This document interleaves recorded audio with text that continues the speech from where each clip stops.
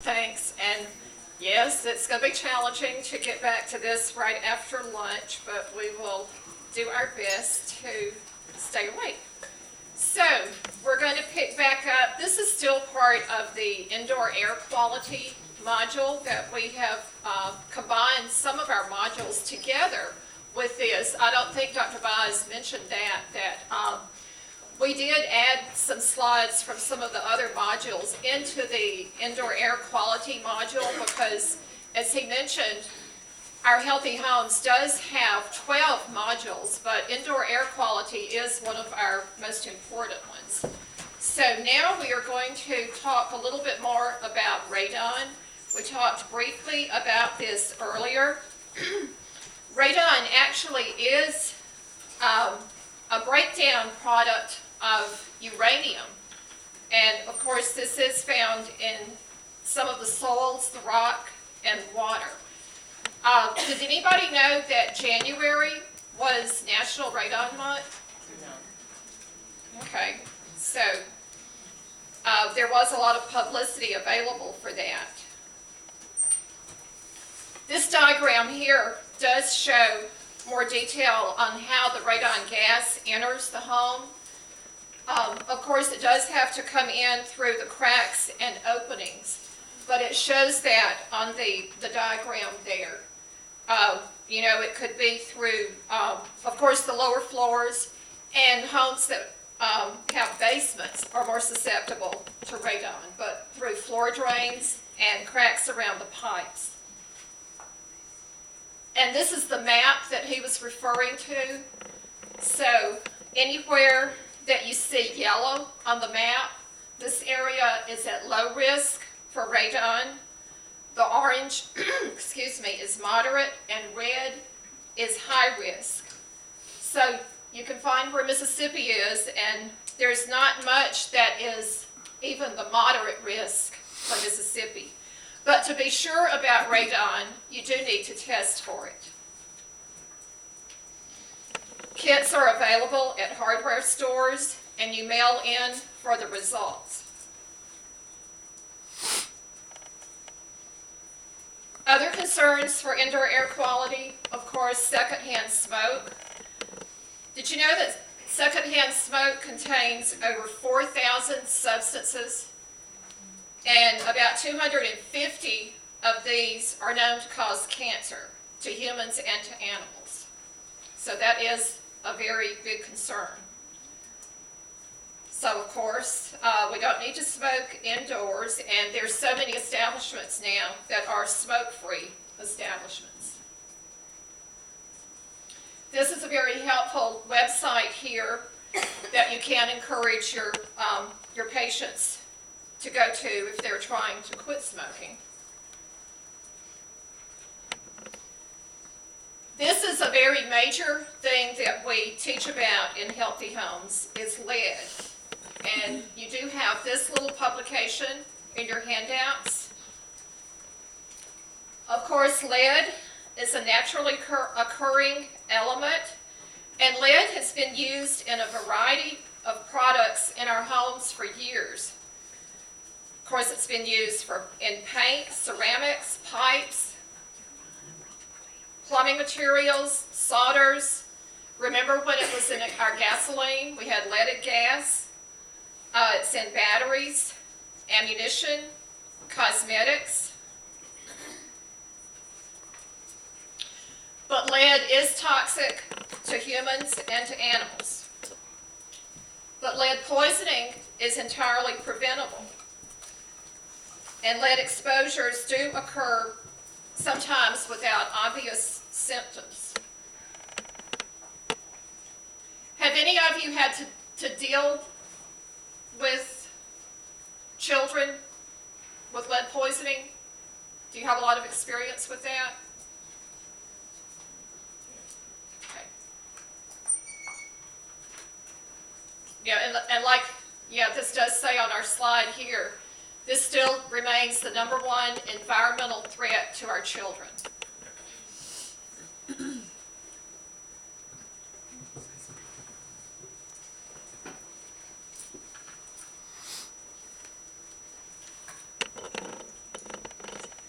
The reason that it was used in paint so much is because it just made the paint go on so easily. It enhanced the colors and it made it resist corrosion. It made our plastics and vinyls more rigid and sturdy. Did you know that lead has even been added to artificial Christmas trees, to the strands of our Christmas tree lights? You know, lead is just in products all around us. So this is more reason why we need to look at labels on the products that we buy. And you need to be careful about buying the cheap import products, because you're going to be more likely to get lead in these than in the American-made products today. But one thing that we do need to always remember is that there is no amount of lead in the body is safe for anybody, but especially for our children.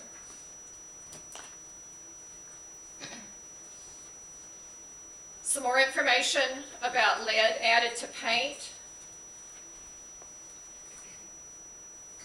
As long as the lead paint is still intact, it's okay. But once it starts to deteriorate is when it really becomes a hazard. And over time, no matter what you do to try to take care of where that lead paint is, it is going to deteriorate because it's not going to last forever.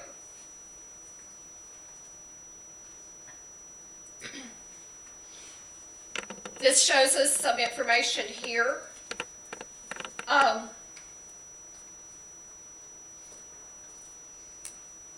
You can assume, excuse me, that if your home was built before 1978, that it's going to have some lead paint on it. And the older the home is, the greater the likelihood is that it will have lead paint on it. It's still legal to use lead in the paint or in bridge paint and marine paint today. But this shows here that the U.S. Consumer Product Safety Commission did ban the lead in house paint in 1978.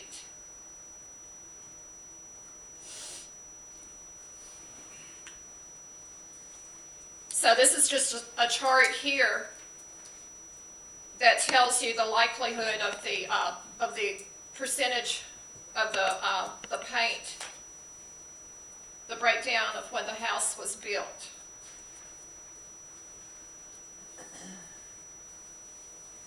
And there's so much information about healthy homes on EPA's website. If you go to a lot of these websites today, of course you're going to get the little message about the government shutdown, but a lot of the information is there.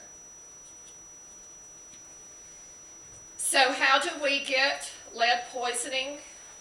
We're exposed to lead by breathing and the ingestion, but especially the inhalation. And lead dust can be virtually invisible because it gets to be very, very fine, and you just can't even see it, the way that it gets dispersed into the air.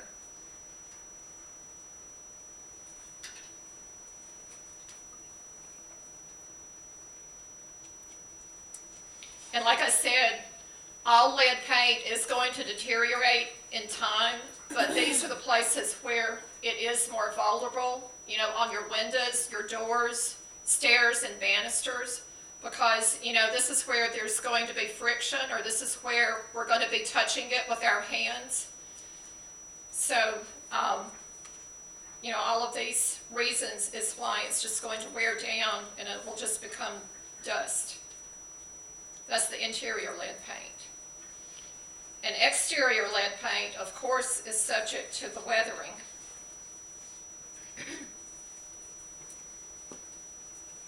So when it deteriorates outside, excuse me, that means it gets into the soil.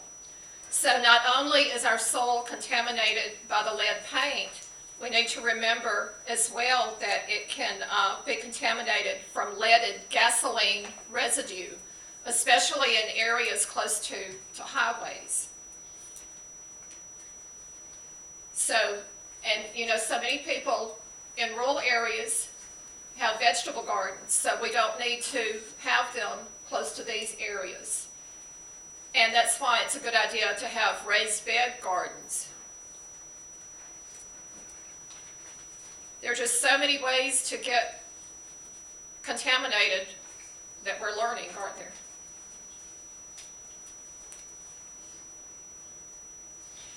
This is a real good website here on EPA.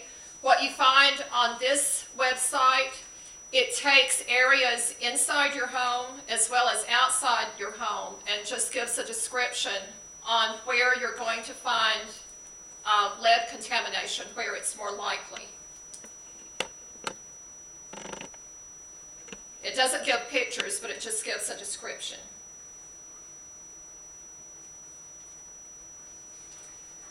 So what are the health effects of lead poisoning? This chart just breaks it down by children and adults. But for children, the risks are more serious. And I'm sure most of you know this, the neurological risk. Those are the biggest dangers. But there are a lot of risks for adults as well. And sometimes these health effects in adults might not be noticed, or they might not be linked to lead.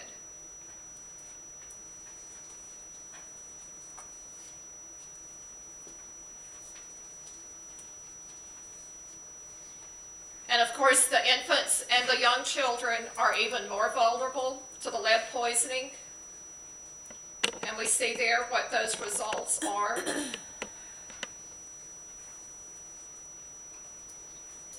And, I don't know if a lot of our parents today realize how dangerous this is because, once the children get this poison, it's really not reversible on what can be done. This is just extremely dangerous.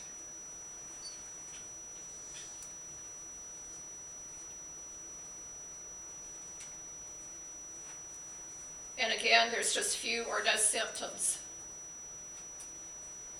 That's why it's very important to have the screening at a young age. Now, I have gone to a lot of trainings at LSU, and I went to a training back last fall in New Orleans on lead in healthy homes. And in Louisiana, they require for their children to have lead screening. We don't have the same requirements in Mississippi like they do in Louisiana. The requirements in Mississippi are for the Medicaid children, the ones who are on Medicaid, to get tested for lead. But, it would be nice if we had a lot stricter requirements in Mississippi for our children to be screened. But, it's so different from state to state about requirements for so many things.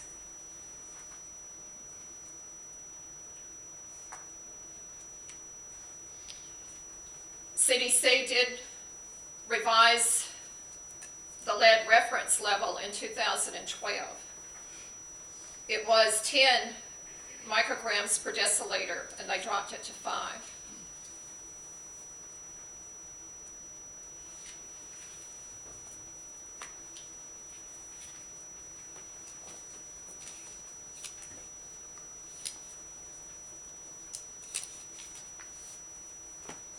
Have any of you ever worked with any of the small children that have had lead screenings or referred any for this? Okay.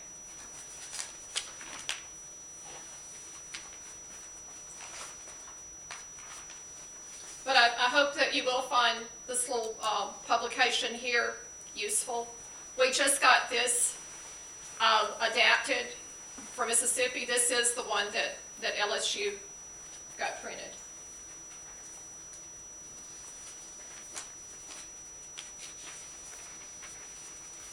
But there are other sources of lead. It's not just from the paint.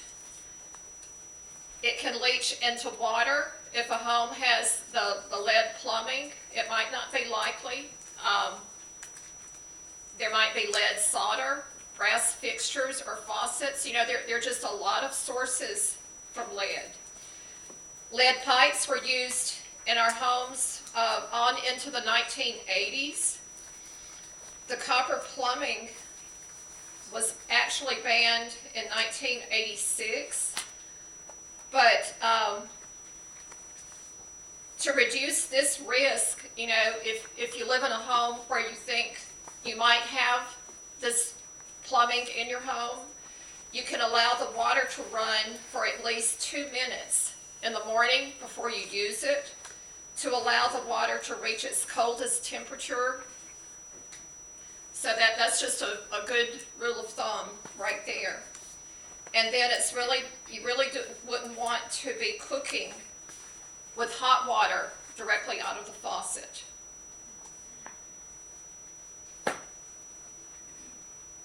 And then that bullet about the lead can leach into foods or liquids if served into leaded crystal. That could especially happen with warm and acidic foods in that leaded crystal. You know, leaded crystal is really pretty, but we have to be careful what we do with it.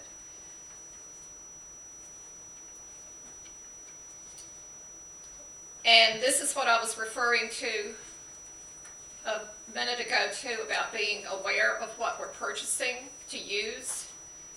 We need to read the label, especially if it's things that we're using for serving food. We want to be sure that it's labeled for serving food, because sometimes you may see it on the label that it's not food safe, or it might be some other kind of terminology.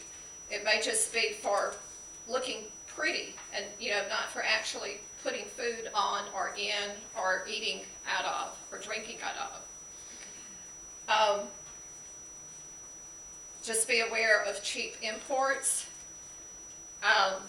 especially on children's toys and jewelry. And a good place to check things is the Consumer Product Safety Commission's website. You can look up the items about lead, but you can look on about any kind of recalls on that website.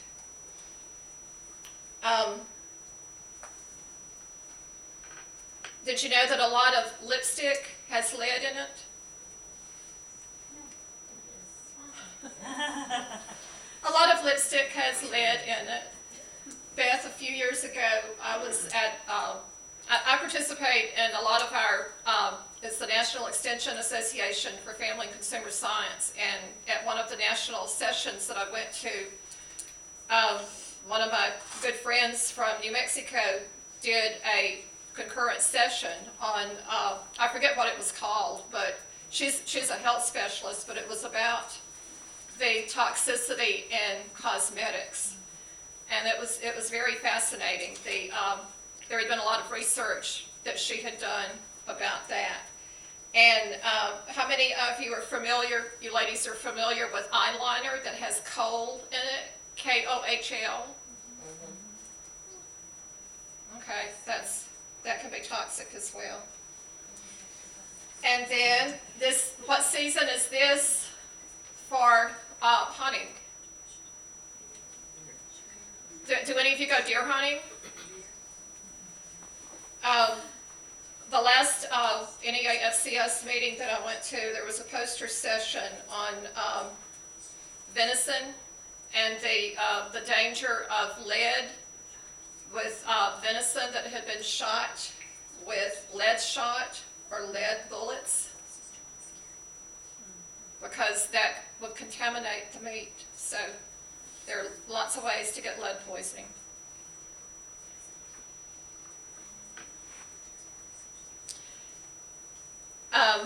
The National Lead Information Center, I think that phone number is on another slide, but that gives a list of certified companies in our area for testing for lead.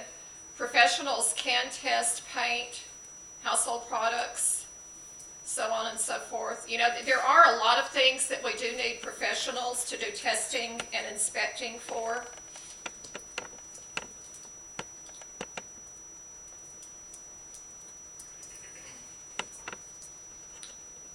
Paint and product testing. This shows lists some different things that they might do some testing for. And then down at the bottom it says, wait, what about those little lead test kits that are sold in the stores? Have any of you ever seen those? Well, some of those might not be what we need. We have one here. This is a type of, it's called Lead Smart Do It Yourself. This is a type of kit that you could use that would be recommended. And why? Because this says it's EHS Laboratories Environmental Hazards Services. And this has test tubes, gloves, wipes, test area guides, illustrated instructions, prepaid return mailer, because this is sent in to a lab for analysis. So this kind would be recommended, but a lot of the ones that are on the market, you know, there's so many things on the market in stores and online that really are not products that we need. And sometimes it's hard to know the difference. But we hope that what we're sharing with you today will help you to know the difference. Okay, water testing. This is something that you would want to be sure is done by someone who is certified. So if I wanted water tested for lead or something like that, I would contact my local water utilities or my local health department and ask for a list of certified testing companies. And again, there is the EPA Safe Drinking Water Hotline. So we could call that number and get information on who can do this.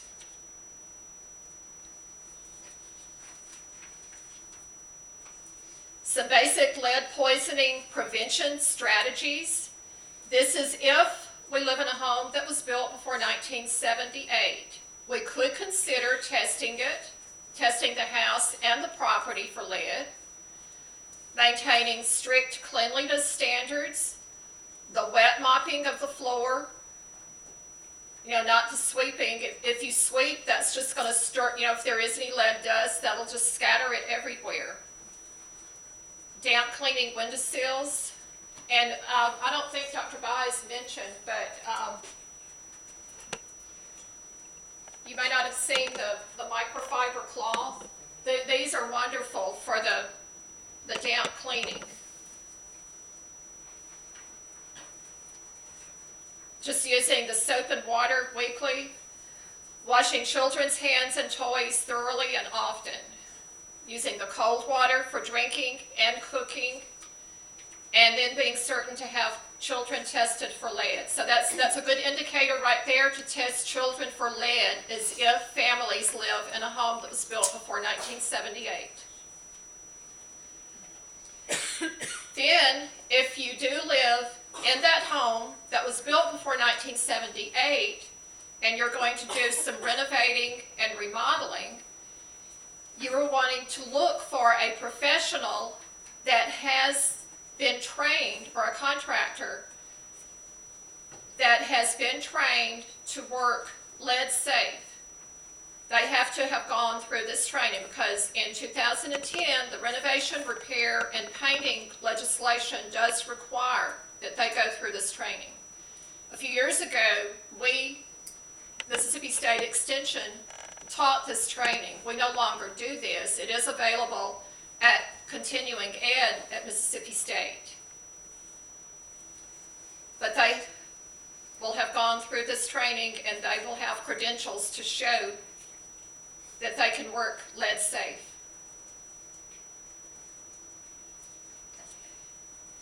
If you have a home that was built before 1978 and you're going to be doing some work on it yourself, then this is what you would need for personal protection. There's a special kind of coveralls. You know, it lists coveralls, painter's hats, shoe covers, but it's a special kind. It's like the Tyvek. Are y'all familiar when I say that? The Tyvek clothing. That's coveralls, painter's hats, shoe covers, gloves, an N100 respirator. Now, this one is an N95. The N100 is different from this, and it would protect your breathing even more so than the N95. And then we have goggles over there as well.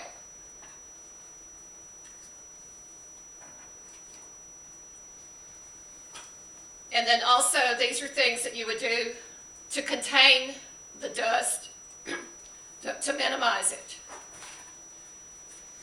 Because you want to keep the dust in the area that you're working in. You would have to remove everything from the area where you're working, turn off whatever kind of system you have for cooling or air, because you don't want to be moving the lead dust around. You're going to cover the door, the floor, or carpeting, all the duct openings with a 6mm plastic sheeting secured by tape. You know, it's all these strict rules that you have to go by, but we'll show you. You could get access to all of these instructions on the materials that we will have for you. Avoid dry scraping or sanding. You know, when people are refinishing things and taking paint off, you're usually going to be getting it off with sandpaper, right? Well, you don't do that if it's lead paint. You're going to be doing wet sanders, and you're going to have a mist bottle, you're going to have a wet sander, because the last thing that you want to do if you're removing lead paint is to have it coming off in all that dust. Because that dust, if you breathe it in or track it in and everything, that's the dust, the lead dust is what's contaminating. So this is just giving you all those instructions on how to work lead safe. And then you have to clean up thoroughly. And so you're always misting, folding everything inside, putting it in that sturdy, thick plastic bag, damp cleaning everything from top to bottom, vacuuming walls, floors with your HEPA vacuum cleaner. That's HEPA, of course, is high efficiency particulate air, mopping, cleaning all your tools before removing them from the home.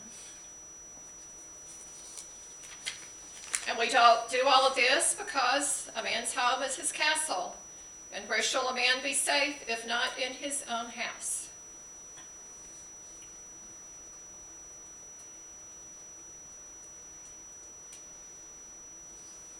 And you'll have access to these resources to get all of this information on lead. Do y'all have any questions about lead?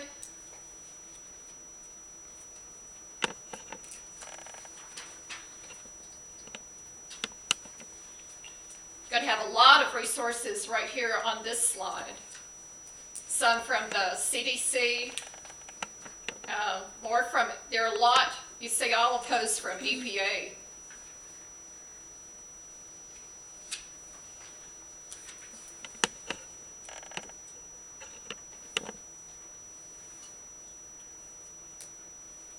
And we were real excited at the opportunity for doing this because we just got information to update our modules back in November. And then see, this is a little booklet here on the Lead Safe Certified Guide to Renovate Right. Okay. So moving on, if there are no questions on lead, moving on to more indoor air quality concerns. Dr. Boz mentioned a little bit about asbestos. You know, asbestos is a mineral fiber that occurs naturally in our rock and soil. It's very, very strong and heat resistant, and it has been used, it used to be used a lot for insulation, flooring, roofing, siding, in paint and patching compounds. There's asbestos material, blanket, tape, on pipes, walls, floors. I can't read my notes. It's been used for so many things in homes and buildings. But it is a hazard when it is disturbed, because what does it do when it's disturbed? It's like these small, little bitty, tiny fibers. And those fibers, we breathe them and they get into our lungs. So what are those commercials that we see on TV related to asbestos? Mesothelioma. The mesothelioma. That's the cancer that you can get from asbestos. And then there's a lung disease, asbestosis. So, it's better to just leave them alone, but again, this is similar to lead. You don't want to dust, sweep, or vacuum any products that may contain them. Or if you have it, you want to have it removed or repaired by someone who does have credentials for doing this.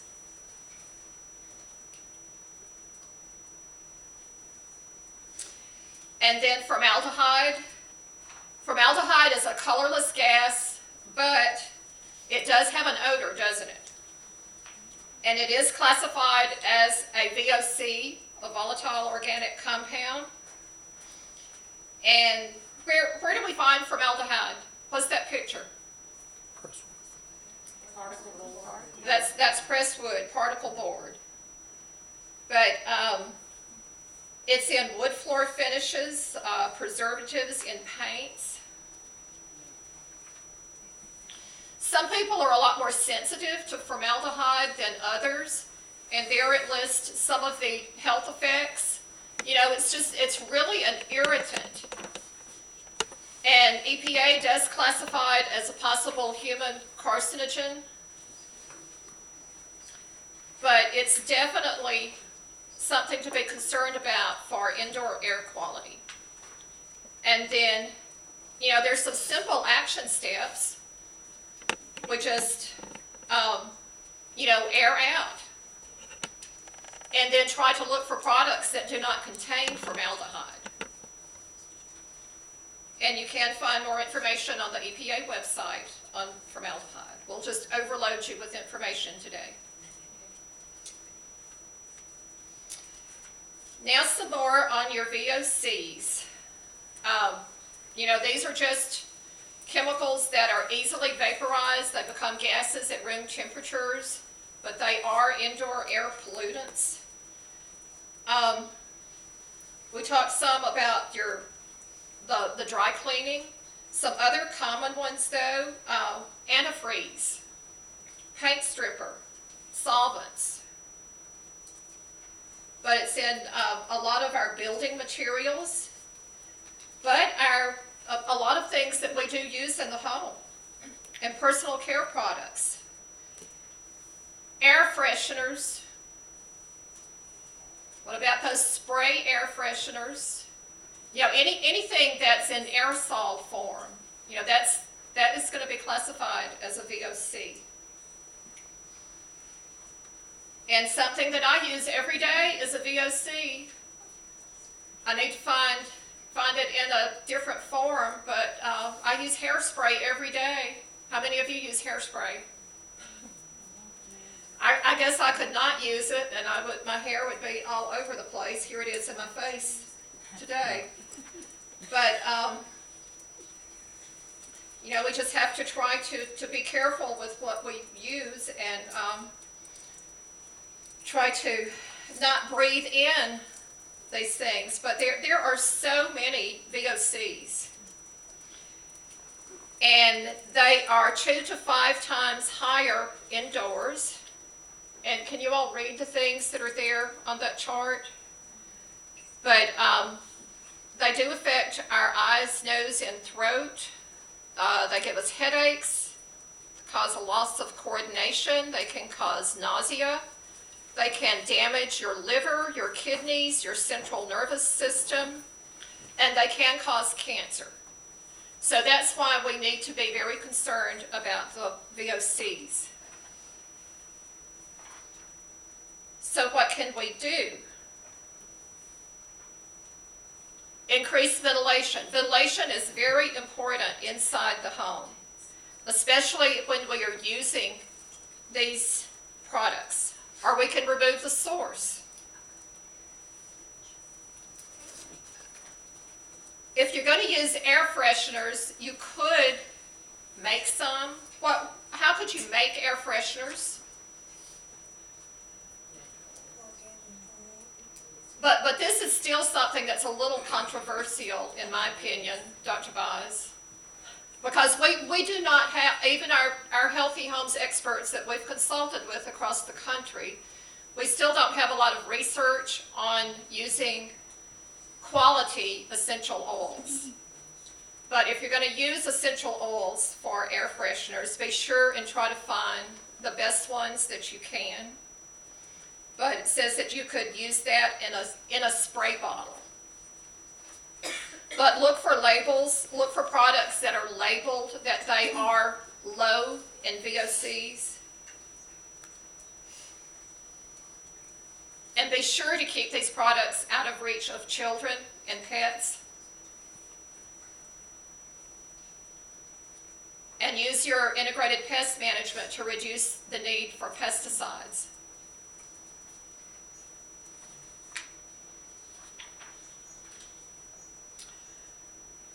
You will have this form. I don't believe we looked at this morning, did we? This is a good form that you could print out and use in your clinics, or if you're going to be talking with people about actions that could be taken to improve indoor air quality. You could just start listing the biological contaminants, combustion byproducts, radon, secondhand smoke, so on and so forth. And list what health impact it is, what to do, and resources. That's a good exercise. Okay, any questions on indoor air quality? That was a lot of material to cover. That's why we updated the agenda.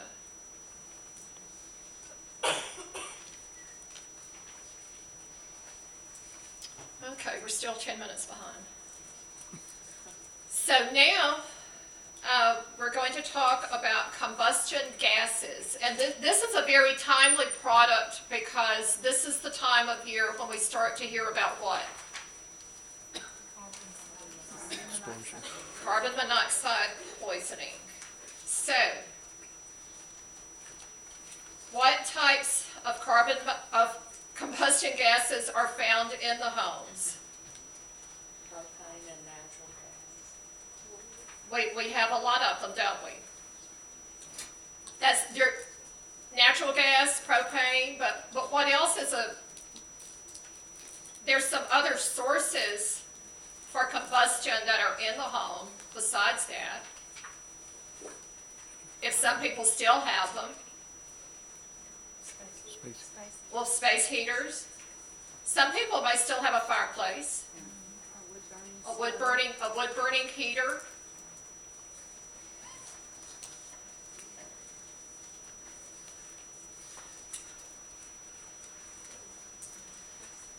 But combustion gases, these are just, this is the burning of the fuel, and that your gases, your wood, oil, kerosene, and coal inside the home.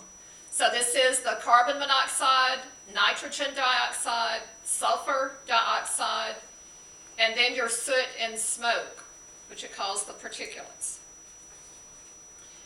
And we can't see these, can we? But most of them you cannot see. They can't be seen or smelled. Well, of course, carbon monoxide is the most dangerous of these because this is the one that can easily become fatal.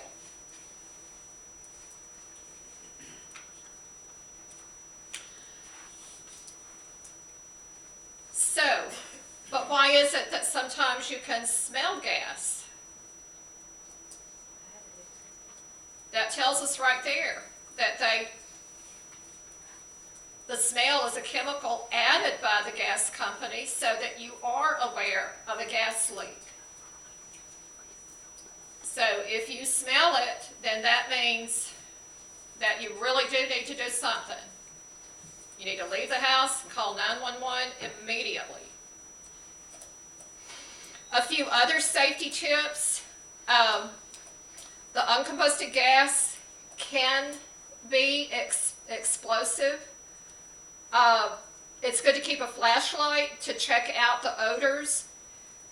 You don't even need to turn on electric switches if you detect that odor. Check for pilot lights to see if they are lit. If the smell continues, open windows and doors and get everyone out. Use the phone away from the house, call 911, and then call the gas company. So it's call 911 first before calling the gas company. These are warning signs of carbon monoxide. At low levels of exposure, the carbon monoxide causes effects that might be mistaken for the flu. So somebody might lie down thinking that they have the flu, and then that level of exposure could cause them to go to sleep, and then it could eventually kill them easily.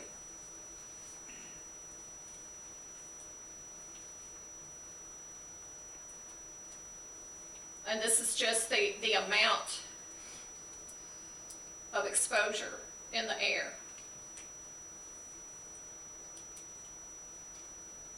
See, it doesn't take much for the flu-like symptoms.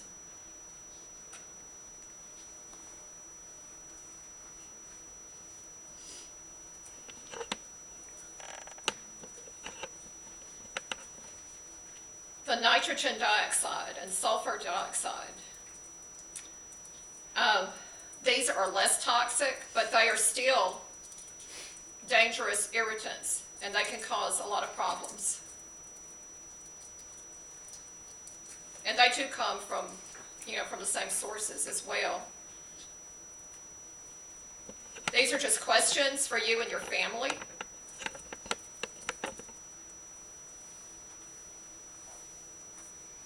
And here are some sources.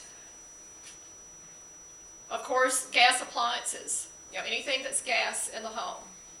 The furnaces, the gas water heaters, then the fireplaces, wood burning stoves, garages, the car exhaust, and the space heaters.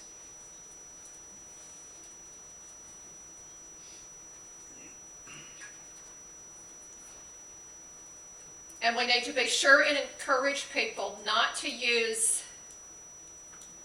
things indoors that are not meant to be used indoors. Some of these grills.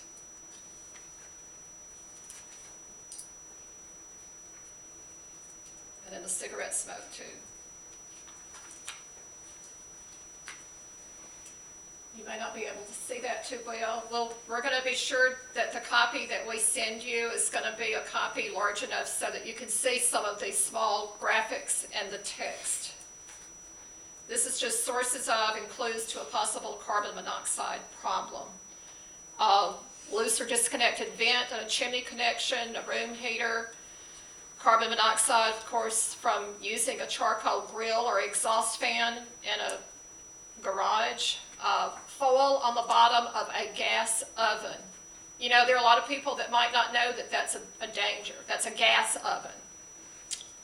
Generator exhaust in a home basement or crawl space. Rusting or streaking on a vent or a chimney. There's just several things. Loose masonry on the chimney. Malfunctioning water heater. Malfunctioning furnace. And then it lists these problems. A blocked chimney or a flue. And then we have some pictures here to identify some of these problems. This is an old natural gas water heater. And the danger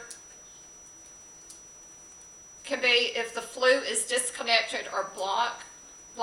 It's common to see a gap between the top of the water heater and flue, as this is normal.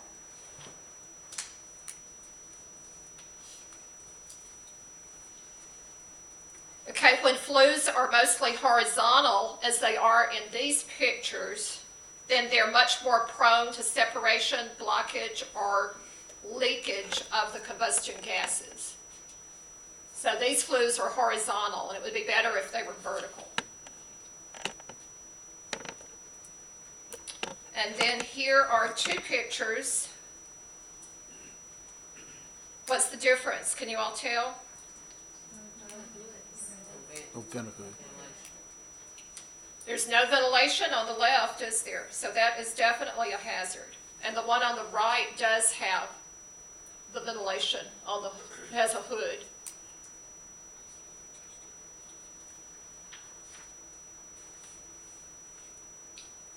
And then this is just talking about where someone died from, I can't read all of that, but from using the charcoal inside. Is that what happened?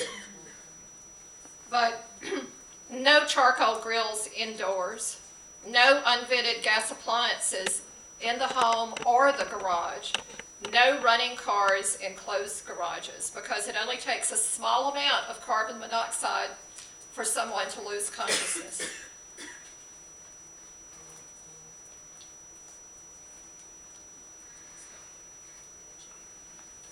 So we need to check things, proper installation, location, maintenance of detectors.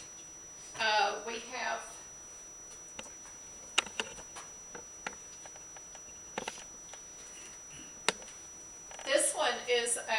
this is a combination of a smoke alarm and a carbon monoxide alarm. You can get them in a combination.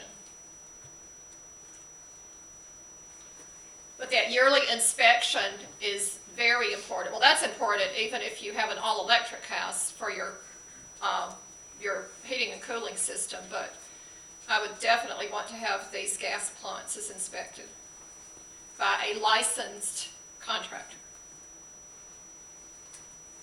So, installing and maintaining these alarms. If you're going to get these alarms, be sure that you install them according to the directions and put them where they need to be. If it's just a carbon monoxide alarm, it should be in a central location outside each separate sleeping area on every level. And they are not substitutes for smoke alarms. And be sure that everyone knows the difference in the sound that they make, because they make different sounds. It's recommended to wire it to the home electrical system with a battery backup. Plug into a home electrical outlet with a battery backup.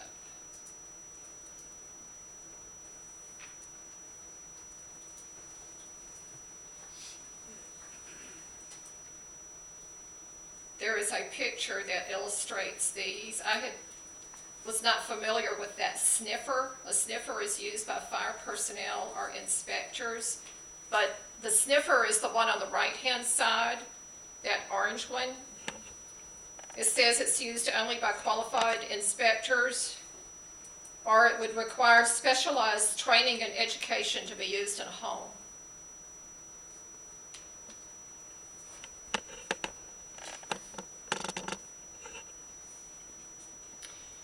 We should test them monthly. Be sure that they stay clean, there's no dust blocking them. Replace the batteries like we do in our smoke alarms when daylight savings time changes in the fall.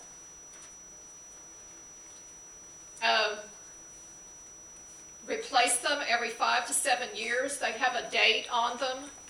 They should last 5 years, so if the date like on this one, it has the date on it for 2010. That means it would be good for 5 years after that date. After then, it would need to be replaced.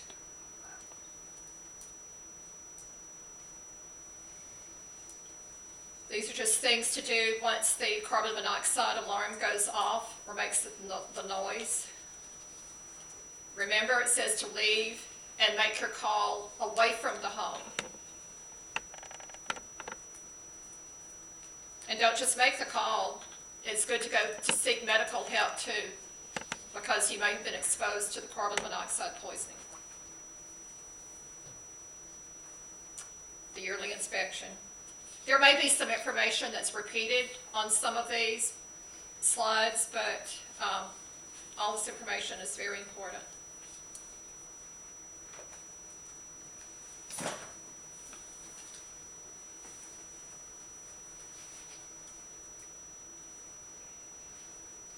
This is what would be included in the yearly inspection. Be looking for leakage. They would be checking the chimneys and the flues. They would check to be sure that they are ventilated to the outside. It's not just important that they have the flues, it's important to see where they are ventilated.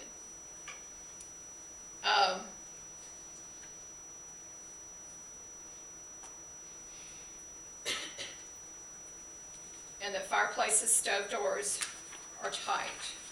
We want to be sure that there is no backdrafting. Are you familiar with what backdrafting is?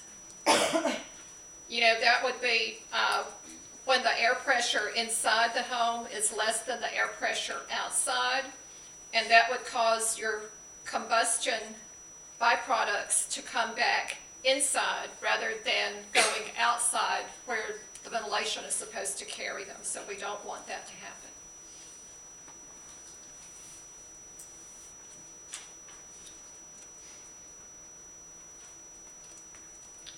And this is just what to do between your inspections. Please follow the manufacturer's instructions for operating and routine maintenance of the gas appliances. Don't try to alter or install or repair them yourselves. You need the experts to do that.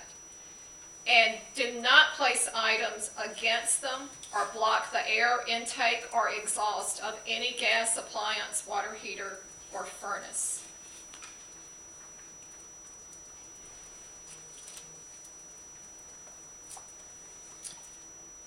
There's a carbon monoxide hotline.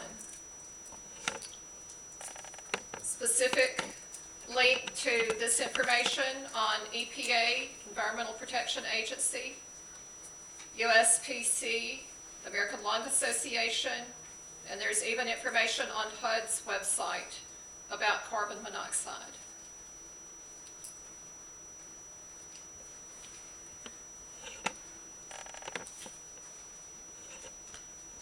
Any questions?